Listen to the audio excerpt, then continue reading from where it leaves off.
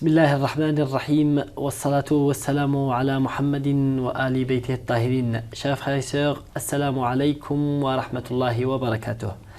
Bienvenue avec nous dans notre programme La doctrine du mahdisme qui est diffusé par la chaîne internationale Dua TV et qui a l'honneur d'accueillir Samahat al-Sheikh Amara Sangari, étudiant et chercheur en sciences islamiques. Samahat al-Sheikh, assalamu alaikum. Wa alaykum salam. Et bienvenue de nouveau avec nous. La dernière fois, on a parlé, on est arrêté sur ce point-là qui dit le concept du mahdisme existe dans toutes les religions, surtout célestes. Oui. Pouvez-vous nous rappeler de ce qu'on a dit, s'il vous plaît? أعوذ بالله السميع العليم من الشيطان اللعين الرجيم بسم الله الرحمن الرحيم الحمد لله رب العالمين ثم الصلاة والسلام على أشرف المرسلين وعلى آل بيته الطيبين الطاهرين وصحبه المنتجبين. Et effectivement, après avoir rendu grâce à Allah subhanahu wa ta'ala, que la bénédiction de Dieu et sa paix soient consécutives sur le prophète Mohammed ainsi que sur sa pieuse famille et sur ses fidèles compagnons.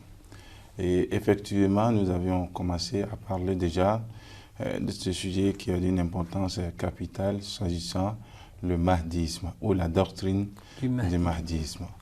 Effectivement, et nous avons dit que ce concept, cette conception de mahdisme existe effectivement dans toutes les religions célestes.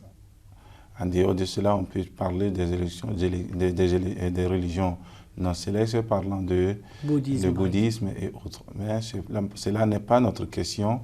Nous voulons s'attarder seulement sur les religions célestes. Effectivement, nous avons parlé du judaïsme, nous avons parlé du christianisme et un peu de l'islam.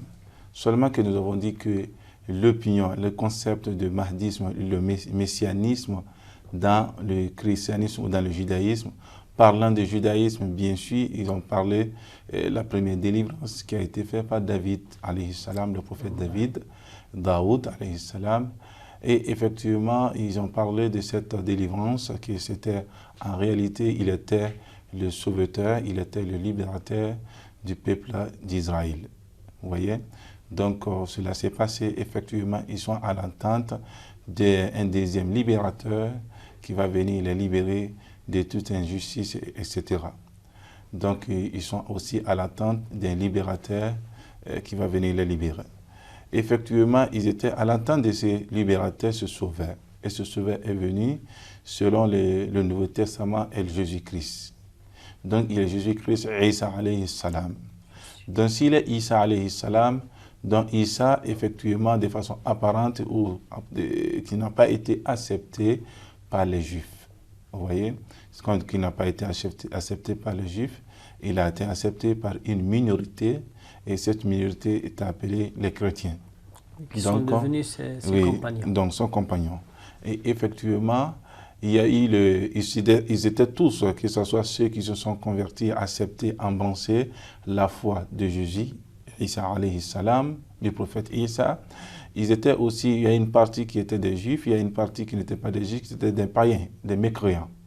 Mais ils ont accepté la mission prophétique de Jésus-Christ et Isa alayhi salam. Ils sont devenus des chrétiens, ses compagnons. Donc, effectivement, ils ont accepté, puisqu'ils étaient aussi à l'attente d'un libérateur, d'un sauveur. Donc, lorsque Jésus est venu, ils ont accepté Jésus comme étant le sauveur, le libérateur. Et celui qui va venir réellement leur annoncer, celui qui est venu leur annoncer, en fait, la bonne nouvelle. Donc, ils l'ont accepté, et Mubashir.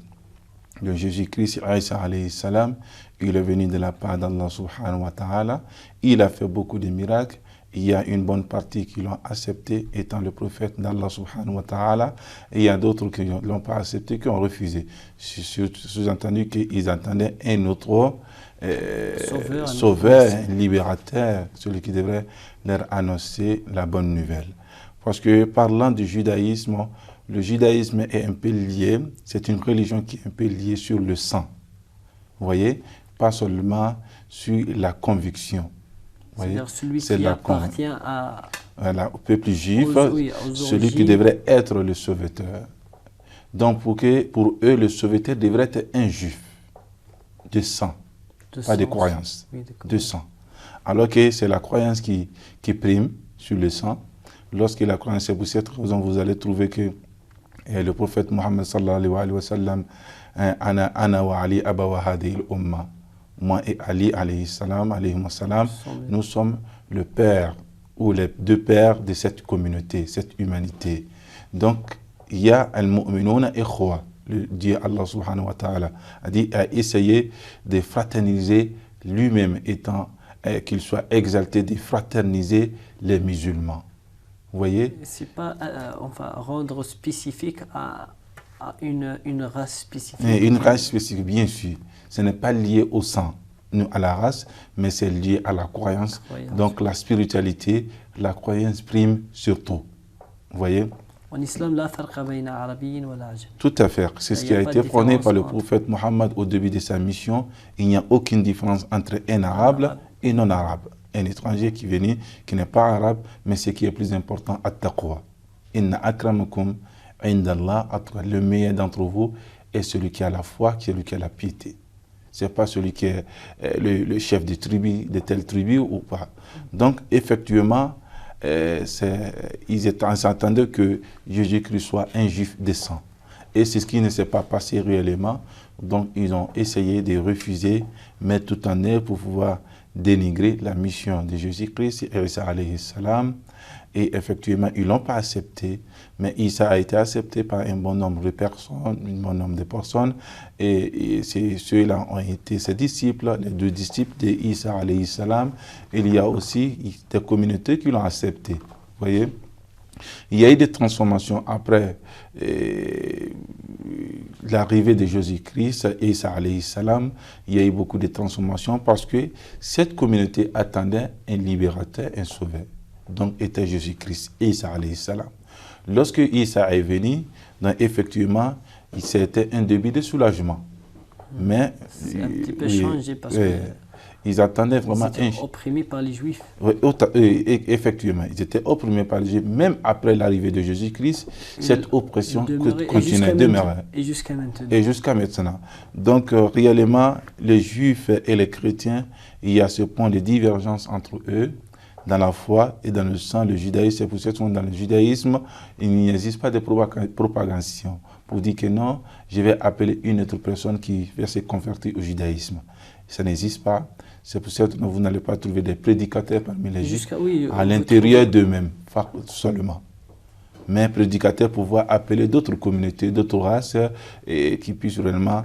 Parce que maintenant, nous voyons que toutes les religions cherchent ou bien les doctrines même, cherchent à propager leurs croyances, à part les Juifs qui c'est un clos fermé, quoi. Oui, tout à fait, parce que c'est lié au sang.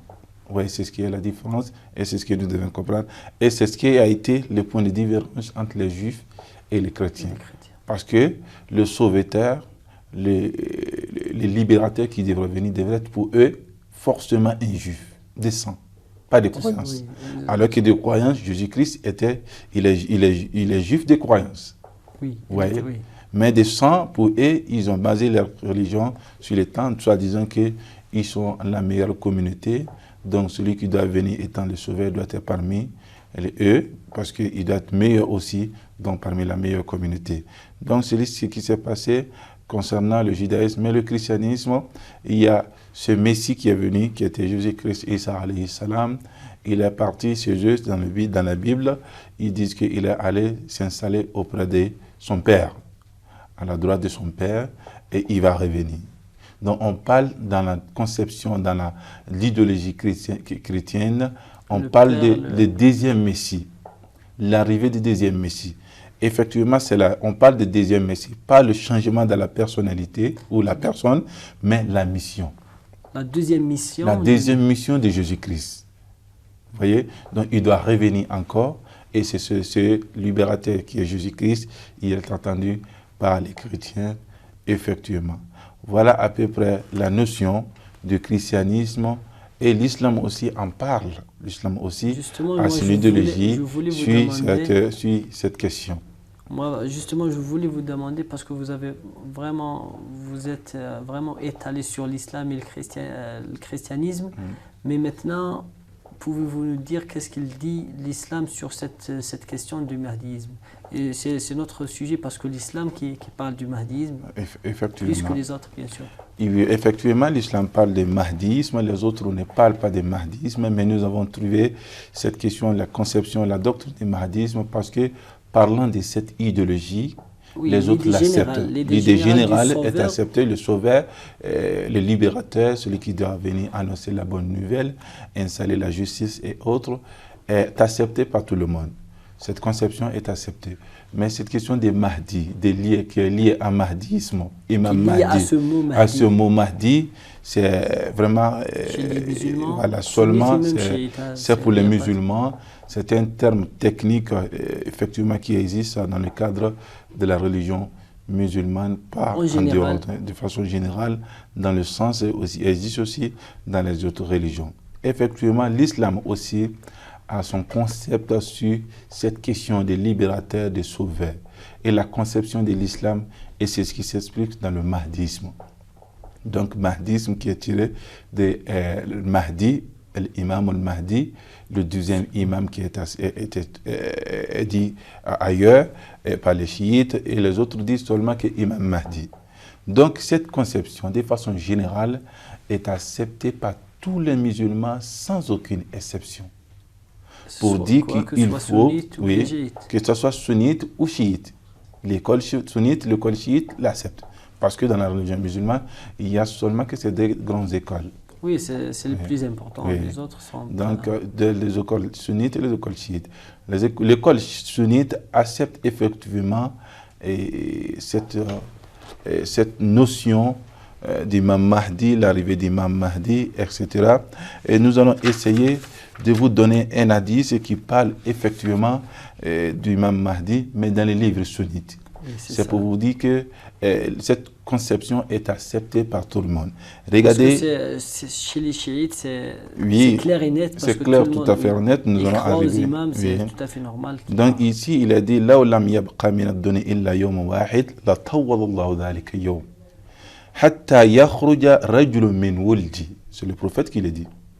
Min wuldi fayamla'uha adlan wa qissan kama muli'at jawran wa zulma.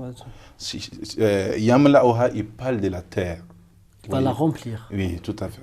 Il dit que même s'il ne reste seulement qu'un seul jour pour ce monde, pour que le monde puisse réellement terminer, s'achever, Allah subhanahu wa ta'ala, il va prolonger ces jours-là, jusqu'à ce qu'un homme de ma descendance puisse apparaître.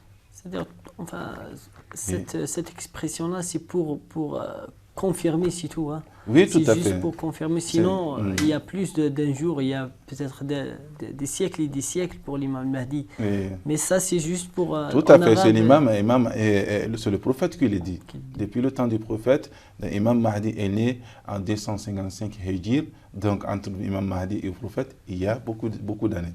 Le prophète, mais il était un bon annonciateur. Il a annoncé l'arrivée d'imam Mahdi. Il a dit qu'Allah subhanahu wa ta'ala va prolonger ses jours jusqu'à ce qu'un homme de ma descendance puisse apparaître. Donc, effectivement, cela est important. Apparaître, Inch'Allah, nous allons nous attarder sur ça. Il n'a pas dit que puisse naître. Ah oui, il parle de l'apparition. C'est très important. Il va remplir cette terre de la justice et d'équité. Après avoir été rempli des oppressions et de l'injustice. Donc, voilà cette opinion. Parlant réellement, ça vient de Musnad Ahmad, c'est le livre d'Ahmad. Donc, c'est un livre sunnite connu par tous les sunnites.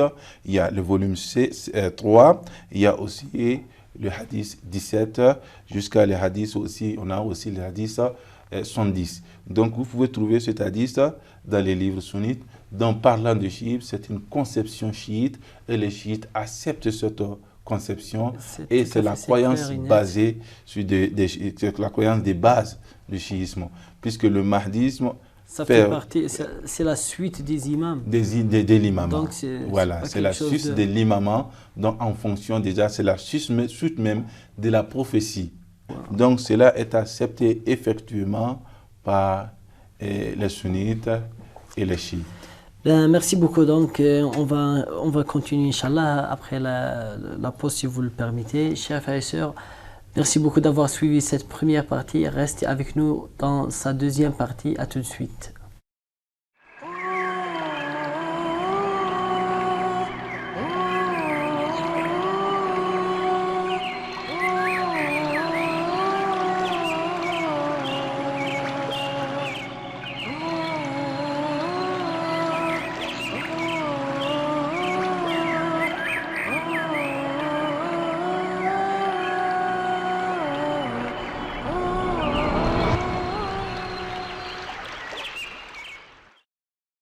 Très bien, donc continuons notre programme, la doctrine du mahdisme, chers frères et sœurs.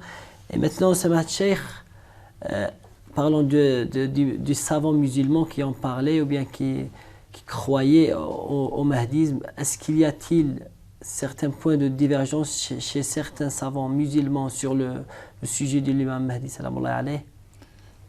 Merci. Effectivement, concernant ce sujet, c'est ce que nous avons indiqué tout de suite, que cette notion, cette conception, l'idéologie du mahdisme est acceptée par tous les musulmans, de façon générale.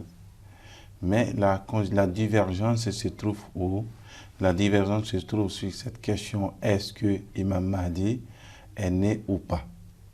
Hein? C'est la seule divergence? Pas seulement la seule divergence. Il y a d'autres divergences qui viennent en ligne de compte. Il y a aussi cette divergence, il y en a une bonne partie qui dit que la majorité des musulmans sunnites qui disent que Imam Mahdi, il va naître, il n'est pas encore né. C'est ce que vous avez dit, enfin dans le hadith, c'est yadharu. Et en fait, c'est ce que j'ai dit en réalité, parce qu'il y a cette différence de compréhension. C'est ce qui se trouve dans les littératures, c'est pas autre chose. Oui, tout à fait. Uniquement yadharu, il n'y a pas naîtra. Il n'y a pas naîtra en fait, mais seulement qu'ils disent que non, Imam Mahdi n'est pas encore né, il croit à l'existence qui va exister, un homme qui va venir établir la justice et l'équité sur la terre.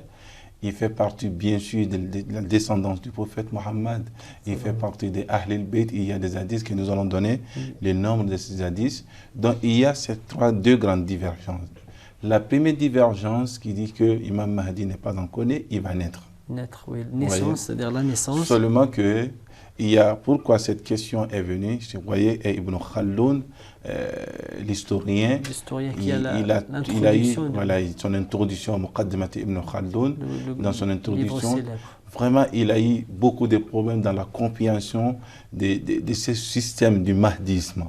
Vous voyez, jusqu'à aujourd'hui, il a eu beaucoup de problèmes dans cette compréhension pour dire que Imam Mahdi, il est né en 255 Hijr, il existe encore, il est sain et sauf jusqu'à aujourd'hui, il est l'imam du temps. C'est lui qui dit ça? Oui, tout à fait. Il a eu problème. Pourquoi il dit ça? Il dit que Imam Mahdi n'est pas encore né. Ça, c'est la première position. La deuxième position, ils disent que Al-Masih dont il est question, Al-Masih, ce n'est rien d'autre que Imam Sahib al-Zaman.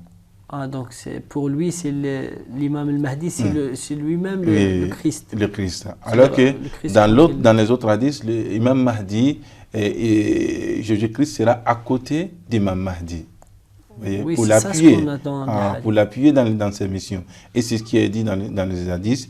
Mais cette opinion dit que Imam Mahdi, il n'est pas encore né, il va naître.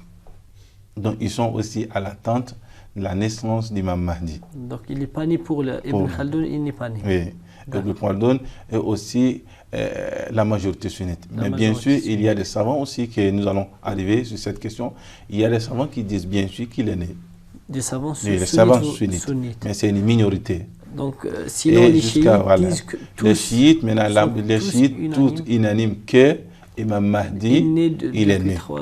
Donc, ça fait partie des principes même de la croyance chiite. S'il n'est pas né, donc il n'y a pas il n'y a pas de croyance de hujja sur la terre. Il n'y a pas de hujja. Donc, alors qu'il faut avoir une preuve de Dieu sur la terre, et auquel les gens doivent se conformer en fait concernant leur comportement, il doit avoir aussi quelqu'un qui puisse réellement adorer Dieu comme il le faut sur cette terre. Ce n'est pas moi en tant qu'un pécheur qui puisse réellement adorer Dieu comme il le faut, mais il faut un ma'soum, c'est-à-dire un infaillible, qui puisse adorer Dieu comme il le faut dans tous les temps. Vous voyez, c'est ce qui a été indiqué par l'imam Baqir alayhi salam dans son hadith. Il dit que Allah subhanahu wa ta'ala a fait envoyer deux hujjah, deux preuves. Il y a une preuve qui est externe, il y a une preuve interne. Zahira wa batina. Apparente apparente, et c'est-à-dire externe, c'est-à-dire que caché, apparent, il y a une preuve apparente, une preuve cachée. Donc on parle d'interne et externe. Donc interne, ce n'est rien d'autre que la raison de l'être humain. Al-aql. Donc après externe, il parle aussi en fait des prophètes et des imams. Bien les imams, bien donc il doit l'être humain sur cette terre, on doit forcément avoir un imam. Et c'est ce que le prophète dit, si celui qui n'arrive pas à connaître son imam, lorsqu'il meurt, il meurt comme étant un jahil. C'est-à-dire jahil, c'est celui qui n'a pas accepté la croyance. Jahiliya, c'est avant l'islam. Oui, avant l'islam. Mais ici, ce terme est utilisé pour celui qui n'a pas accepté la croyance musulmane. Oui, ce hadith se trouve, je crois, dans le Bukhari. Oui, Bukhari, effectivement. Donc, ça peut indiquer l'importance de l'existence de l'imam, d'un imam, de la preuve de Dieu entre nous. Vous voyez, du premier temps jusqu'à nos jours, il y a eu des prophètes, il y a eu des messagers, il y a eu aussi des imams, des successeurs, ceux qui sont venus après les prophètes pour pouvoir sauvegarder cette mission prophétique. Et dans ce cadre-là, les sunnites disent que Imam Mahdi n'est pas venu parce que pour eux, le fait d'avoir hujja, le fait d'avoir un imam aujourd'hui, ce n'est pas aussi nécessaire pour eux selon la majorité sunnite. Mais c'est qu'il y a la minorité qui accepte que Imam Mahdi est venu, il existe, son père est Imam Askari. Si on parle de père, c'est que le fils existe. Donc, si on parle de fils, c'est que le père existe. Donc, le père est déterminé, sa mère est déterminée. Sa mère, c'est Narcisse. Et effectivement, il y a une minorité qui accepte. Mais dans la croyance chiite, c'est basé sur la croyance, c'est pour ça qu'on parle de Al-Mahdawiya. Dans les croyances chiites, il y a cette divergence. Mais il y a une petite nuance qui est là entre certains savants, entre d'autres qui disent que non, il est déjà né. Non, les gens n'accordent pas aucune importance à cela pour dire qu'il est né, mais il est déjà mort. Il est parti, il n'est plus dans ce monde et c'est fini. Pour répondre à cela, c'est parce que les hadiths, il y a plusieurs hadiths que nous allons citer tout de suite. Combien d'hadiths qui viennent pour annoncer l'arrivée d'Imam Mahdi? Combien d'hadiths qui disent qu'il fait partie de la descendante de Fatima al-Zahra? Combien d'hadiths qui disent qu'il fait partie de la descendante d'Imam Hussein? Parce qu'il y a cette divergence parmi les historiens. Imam Mahdi, il fait partie de la descendance d'Imam Hassan, il est Hassani, ou bien il est Husseini. C'est-à-dire, c'est Husseini, ça veut dire descendant d'Imam Hussein ou descendant d'Imam Hassan. Donc, il y a toute cette divergence qui arrive concernant sur cette question de Al-Mahdawiya. Donc, de la naissance d'Imam Mahdi, les chiites acceptent effectivement la naissance d'Imam Mahdi, l'existence d'Imam Mahdi depuis sa naissance en 255 Hijr jusqu'à nos jours. Imam Mahdi existe et nous allons en parler. Imam Mahdi. Oui, Imam Mahdi. Imam Mahdi, il existe sur cette terre, il est parmi nous, mais seulement que Dieu, Allah subhanahu wa ta'ala, l'a caché. Caché son titre. Oui, oui, effectivement. Sa personne pour ne pas qu'il puisse réellement, comme son père, son grand-père ont été assassinés par les ennemis, pour ne pas qu'il soit assassiné parce qu'il a une responsabilité très lourde. Cette responsabilité, on va la discuter, Inch'Allah. Oui, Inch'Allah. Donc, voici à peu près, concernant sa naissance, les gens l'acceptent. Mais nous allons essayer de revenir sur les hadiths qui parlent dans les livres sunnites, qui parlent d'Imam Mahdi, l'annonce d'Imam Mahdi, l'arrivée d'Imam Mahdi, pour dire qu'il est le descendant. Lorsque vous regardez... Mais pardonnez-moi, avant qu'on passe à citer les hadiths, quelles sont les causes de cette divergence entre certains savants et d'autres? Et seulement la cause, c'est tout à fait clair que la divergence principale qui existe entre les savants, on va parler des savants sunnites et les savants chiites, c'est cette question d'imama. Donc, vous voyez? Ses origines sont dans la divergence entre l'école d'Ahl al-Bayt et celle de... Donc, l'école Ahl al-Bayt accepte que après le prophète Mohammed, le successeur légitime après le prophète Mohammed, c'est seulement l'imam Ali alayhi salam. Et sa descendance. Et sa descendance et les 12 imams. Il y a plusieurs hadiths qui parlent de 12 imams. Jusqu'à maintenant, dans les autres écoles, ils n'ont pas pu trouver ces 12 imams. Ces 12 imams, ils existent seulement que dans le chiisme, de 12 imams qui existent, tout cela, et les noms sont connus. Et leur histoire est connue, leur histoire est bien dans connue. Dans l'autre école, ils ont mis certains noms certains pour noms, remplir ces 12 imams. Non, mais malheureusement, ils n'ont pas, effectivement, ils n'ont pas pu remplir parce que lorsqu'on arrive ils sont tombés sur Yazid et même Thaqafi, ils disent que non, ils n'ont rien à voir avec un imam, l'islam ou bien un khalifa. Parlons des khalifas politiques, ils n'ont rien à voir avec les khalifas politiques. Lorsqu'on place Abu Bakr, on place Omar, on place Othman, on place Muawiyah, même Muawiyah, il y a un peu de problème. Même lorsqu'on arrive à Yazid, le problème s'installe devant. On ne peut pas le résoudre.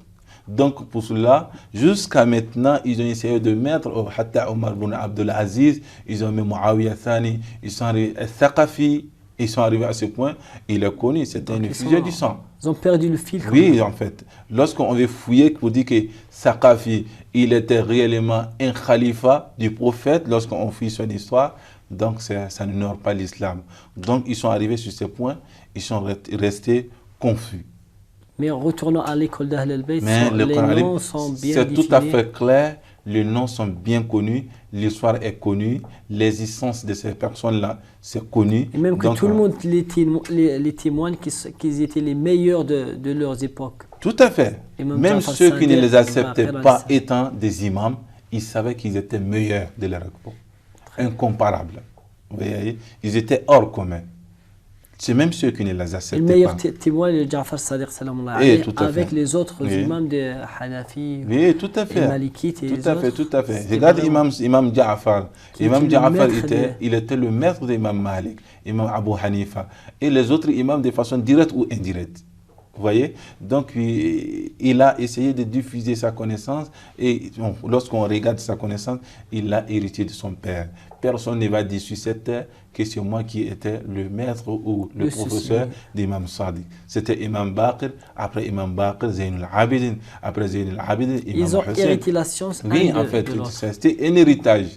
Donc, ce n'est pas en dehors de cette famille, c'était un truc au sein de la famille. Donc, ces connaissances sont utiles, c'est tout seulement que l'héritage du prophète Mohammed sallallahu alayhi wa sallam. L'héritage de prophétie. Oui, tout à fait.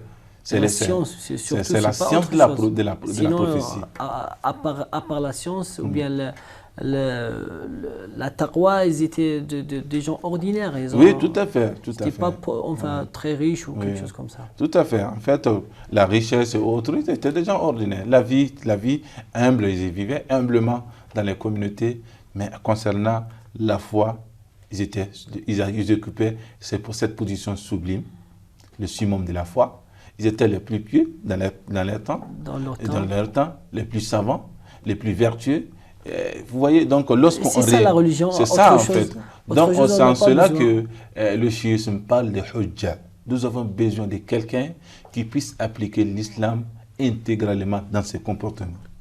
Pour que ça soit pour nous possible de le suivre. Vous voyez? Donc pour ceux qui n'ont pas vu le prophète, peuvent trouver comme il existe aussi des gens pour dire que oui, l'islam, vraiment, les lois sont là, les lois canoniques sont là, mais je vois que l'islam, appliquer l'islam dans son intégralité, c'est un problème de nos jours.